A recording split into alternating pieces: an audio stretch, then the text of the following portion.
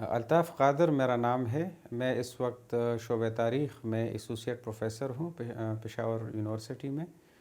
اگر صرف پختونخوا کی حد تک ہم رہیں، ہندوستان کی طرف نہ جائیں، تو افغان آئے تھے یہاں پہ 1747 میں نادر شاہ افشار کے قتل کے بعد جب احمد شاہ درانی کی حکومت بن جاتی ہے تو اس کے بعد یہ یہاں پہ آیا۔ اس وقت یہاں پہ جو ان سے پہلے گورنر تھا ایرانیوں کا، نصیر خان، تو نصیر خان نے پہلے کچھ مقابلہ کرنے کی کوشش کی لیکن پھر ساتھ دے دی اور پھر اسی ہی کو گورنر بنا دیا کابل اور پھر یہاں پشاور کا۔ تو ان کی حکومت اس وقت سے شروع ہوتی ہے۔ احمد شاہ کے بعد پھر تیمور کی حکومت، پھر زمان کی، اور زمان کی حکومت میں پھر جو مسائل پھر دوبارہ آتے ہیں یہ درانیوں سدوزے اور بارکزے کے درمیان، تو اس میں پھر بارکزے حکومت ان سے لے لیتے ہیں، یہاں کی بھی افغانستان کی بھی۔ وہ جو وزیر فتح کے جو بیٹھے تھے اور بھائی وغیرہ، یہ سارے لوگ 18 بھائی تھے یہ سب، دوست محمد کو ملا کر، یار محمد، دوست محمد، پیر محمد، محمد عظیم خان، سلطان محمد، تو ان لوگوں نے ان سے حکومت لے لی۔ اور 1818 میں پھر یہ جو لوگ تھے یہ بارکزے سکھوں کے ماتحت بن جاتے ہیں۔ 1823 میں اس کے خلاف پختون پیر سباق میں لڑائی لڑتے ہیں، کوشش کرتے ہیں کہ سکھوں کو یہاں سے نکال باہر کریں۔ اس میں پختونوں کو، جو یہاں کے مقامی پختون ہیں، ان کو شکست ہوتی ہے۔ اس وقت محمد عظیم خان اپنے 20,000 فوج کے ساتھ دریا کے دوسرے کنارے میں پہ موجود تھا، نوشہرہ کے علاقے میں، اور انہوں نے مقامی پختونوں کا کوئی ساتھ نہیں دیا، ان کو شکست ہو جاتی ہے۔ اور یہ اس طرح چلتا ہے مارچ 1823 کے بعد سے یہ بات چل رہی ہے۔ تو 1826 کے اکتوبر میں پھر یہاں پہ سید احمد آ جاتے ہیں۔ تو سید احمد کے اس دور میں تقریباً 4 سال کے عرصے میں سکھ اس علاقے میں اس طرح ان کی حکومت نہیں رہتی۔ کچھ ایک آدھ لوگ ان کو باج وغیرہ تو بیچ دیتے ہیں، خراج بیچ دیتے ہیں، لیکن زیادہ تر لوگ سید احمد کا ساتھ دیتے ہیں۔ سید احمد کے بعد 1831 میں جب ان کو مار دیا جاتا ہے بالاکوٹ میں، تو اس کے بعد تقریباً 3 سال پھر ان لوگوں کی، سلطان محمد یہاں پشاور میں ہوتا ہے، ان کی حکومت ہوتی ہے، لیکن 1834 میں پھر یہاں پہ سکھ آتے ہیں اور مستقل وہ حکومت کرنے لگتے ہیں۔ اس وقت بھی جو بارکزے برادران تھے، ان لوگوں نے سکھوں کے خلاف کوئی لڑائی نہیں لڑی۔ پشاور کے اپنے لوگوں نے، مقامی لوگوں نے کچھ لڑائی لڑنے کی کوشش کی تھی، اس میں اس کو شکست ہوئی۔ اس کے کچھ عرصے کے بعد انہوں نے دوبارہ کوشش کی، سلطان محمد وہاں سے دوست محمد خان نے، کہ یہ علاقہ ہم سکھوں سے لے لیں، لیکن ان کو یہاں پہ شکست ہوئی اور سکھوں نے ان کا جس پہ کوئی اختلاف نہیں ہے وہ یہ ہے کہ علی مسجد تک ان کا تعاقب کیا اور وہ بھاگ گئے یہاں سے۔ اور کچھ لوگ سکھوں کے جو لکھے ہوئے کتابیں ہیں وہ یہ کہتے ہیں کہ ترخم تک ان کا پیچھا کیا، جو زیادہ ریلائبل نہیں ہے اس حوالے سے۔ تو اس کے بعد پھر سکھوں کی حکومت رہی 1849 تک، اور 49 میں پھر انگریز آ جاتے ہیں۔ جو طرز حکمرانی ہے تو اس کو ہم کہتے ہیں ایک قبائلی کنفیڈریشن۔ اس کو موجودہ جو جدید دور کی جو ریاستی نظام ہے یہ اس طرح بھی نہیں تھا، یا جو باقی ہندوستان میں یا وسط ایشیا میں جو مضبوط قسم کی حکومتیں رہی وہ ایران میں رہی، یہ اس طرح کا بھی نہیں تھا۔ یہ چونکہ زیادہ تر علاقہ قبائل پہ مشتمل تھا، اس لیے قبائلی سرداروں کے ساتھ ان کا رابطہ ہوتا تھا بادشاہ کا، اور ان کو خشک رکھنے کی یہ کوشش کرتے تھے۔ قبائلی اپنے داخلی جتنے بھی قبائل تھے وہ اپنے داخلی تمام تر معاملات میں آزاد تھے، اور ان کی ذمہ داری یہ تھی کہ وہ ایک حد تک جو آپ کہتے ہیں عشر یا خراج کی صورت میں وہ ٹیکس دیتے تھے، اور ضرورت کے وقت یہ لوگ اپنے قبیلے کے لڑنے والے جوانوں کے ساتھ ان کی مدد کو جاتے تھے، بادشاہ کے ساتھ کہیں حملہ کرنا ہوتا تھا یا کہیں سے دفاع کرنا ہوتا تھا۔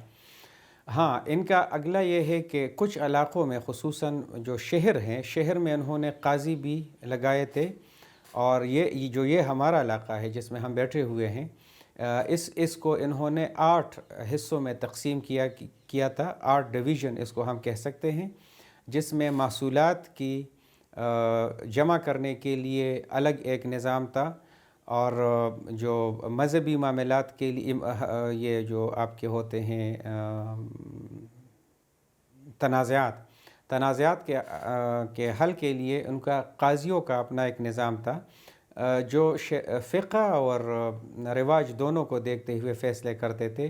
اس کے علاوہ جو باقی معاملات تھے وہ یہاں کے قبائلی سرداروں کے ذمہ واری تھی۔ تو ہم اس کو اس نظر سے دیکھتے ہیں۔ اچھا، دوسری جو آپ کی بات ہے کہ ان کا تعلق کیسا تھا اس علاقے کے، دیکھیں حکومت کے اندر رہتے ہوئے یہ کبھی بھی نہیں ہوتا کہ چونکہ ایک زبان والے ہیں یا ایک قوم والے ہیں اس لیے سارے لوگ خوش رہیں گے، ایسا نہیں ہوتا۔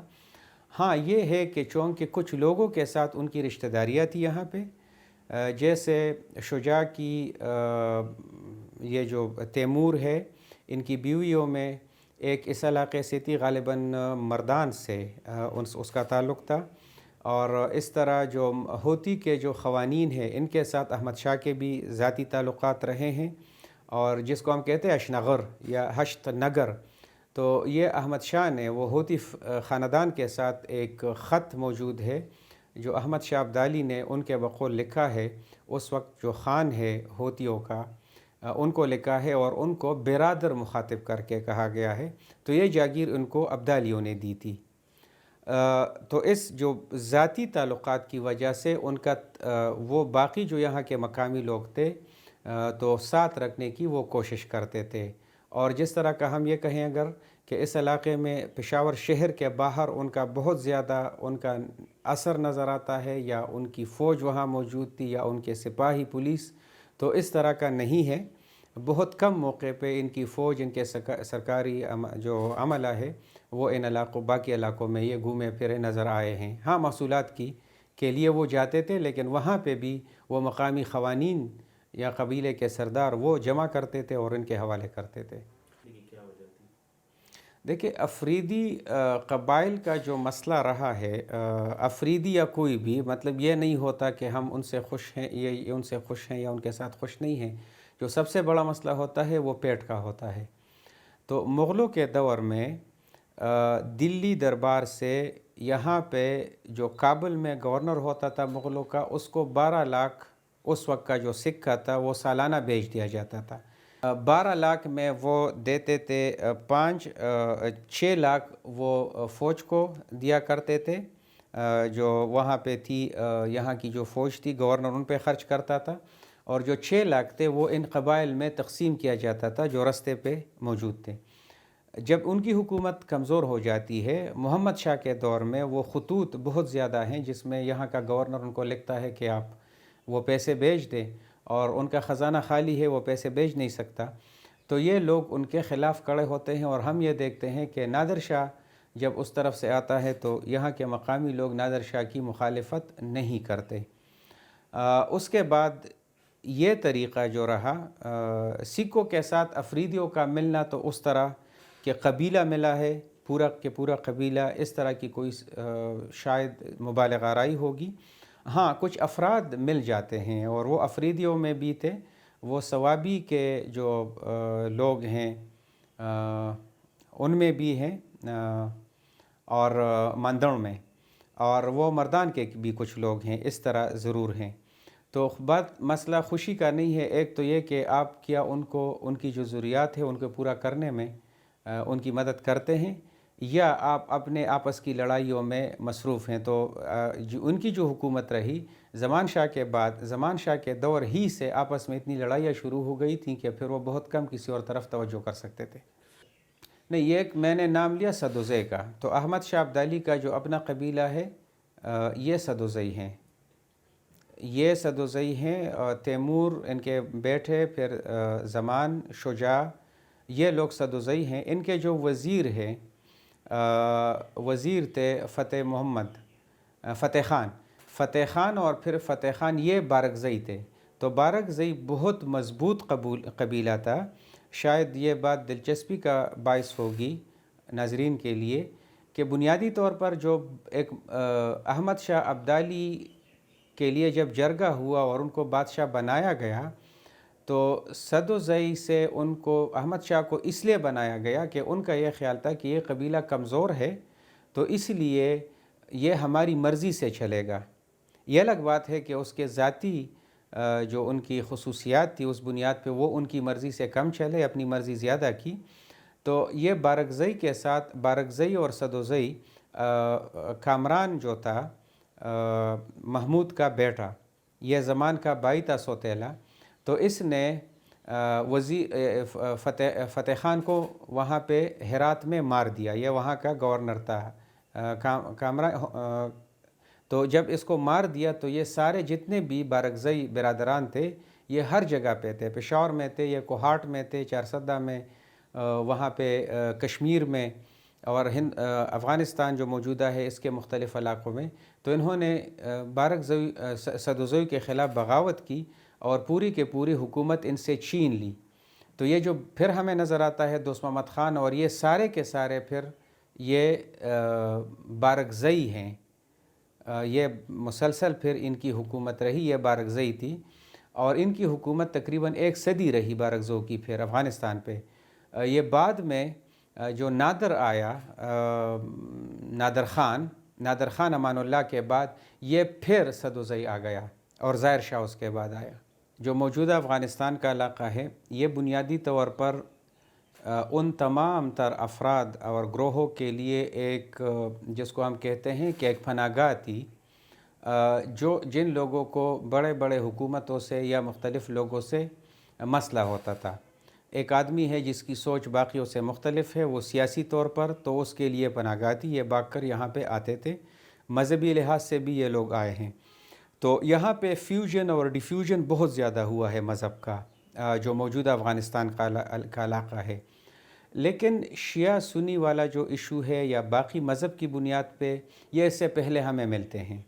اس سے پہلے بھی ہمیں یہ چیزیں ملی ہیں اور پختونوں کے اندر بھی ملی ہیں، بلکہ یہاں پہ بھی ملی ہے. ہم یہ دیکھتے ہیں کہ مذہب کی بنیاد پہ دو لوگ آپس میں اختلاف کرتے ہیں اور اس حد تک پہنچ جاتے ہیں کہ ایک گروہ اٹھ کر دوسرے کے میں ان کو غلام بنا لیتے ہیں. میں اشارہ کر رہا ہوں اخون درویزہ کی طرف. اخون درویزہ اور یہ جو لوگ تھے انہوں نے بایزید انصاری کی مخالفت کی اور ان لوگوں کے ساتھ یہ رویہ اختیار کیا. اچھا، دوسری جو آپ نے کہا کہ اس کے علاوہ ہمیں یہ لکھی ہوئی یہ چیزیں ملتی ہیں. شیعوں کو یہ روافظ بولتے تھے اور آج بھی خیر رافضی اور روافظ یہ بولتے ہیں.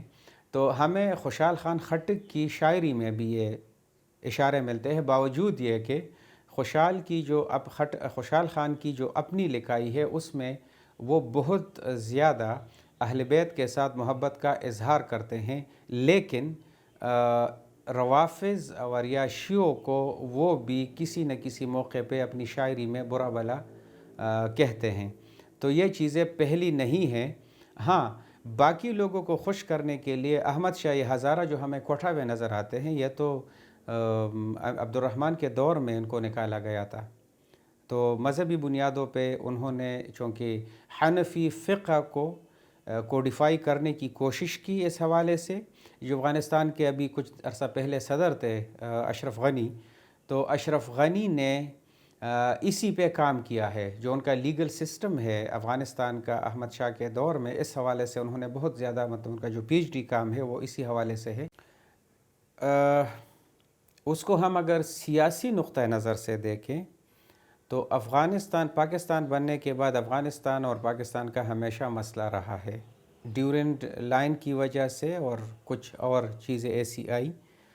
تو افغانستان سے جو متعلقہ چیزیں ہیں وہ قبر کی صورت میں ہے یہاں پہ، یا وہ مسجد کی صورت میں ہے، وہ باغ کی صورت میں ہے. تو لگتا ایسا ہے جیسے سیاسی وجوہات کی بنیاد پر ان کو توجہ نہیں دی گئی. دوسری طرف جو دوسرے یہ لوگ ہیں مغل ہیں، تو مغلوں کے ساتھ پاکستان تو اپنے آپ کو ایسوسیٹ کرتا ہے کہ مغل اور محمد بن قاسم ان چیزوں کو انہوں نے لیا ہوا ہے. اب جب ان کو بنیادی طور پر سیاست میں آپ کو کسی قوم کے لیے یا کسی ملک کے لیے کہیں نہ کہیں سے اپنی تاریخ ڈھونڈ نکالنی ہوتی ہے اور آپ کہتے ہیں یہ میری جڑیں ہیں، تو اس وجہ سے ان پہ ایک حد تک توجہ دی گئی، لیکن اس کی طرف توجہ دینے کی شاید ایک وجہ یہ بھی رہی ہو کہ اس طرف توجہ دینی شروع کی تھی انگریزوں نے خود جب ان کی حکومت تھی۔ اور سکھوں کے حوالے سے تو خیر پشاور میں ہم یہ نہیں کہہ سکتے کہ خصوصاً خیبر پختونخوا میں سکھوں سے متعلق جتنی چیزیں ہیں ان کو پریزرو کرنے کی کوئی خاص کوشش کی گئی ہیں، ایک آدھ اگر آ گئی ہیں تو وہ اس میں شاید حکومت سے زیادہ لوگوں کی توجہ تھی کہ جب کسی باہر کے آدمی نے یا کسی پاکستان کے کسی آدمی نے، کسی دانشور نے، لکھنے والے نے اس کی طرف توجہ دلانے کی کوشش کی تو ایک حد تک ہو گئی ہے۔ تو اس حوالے سے تو میری یہی رائے ہے کہ سیاسی اختلافات کی وجہ سے شاید اس طرف توجہ نہیں دی گئی۔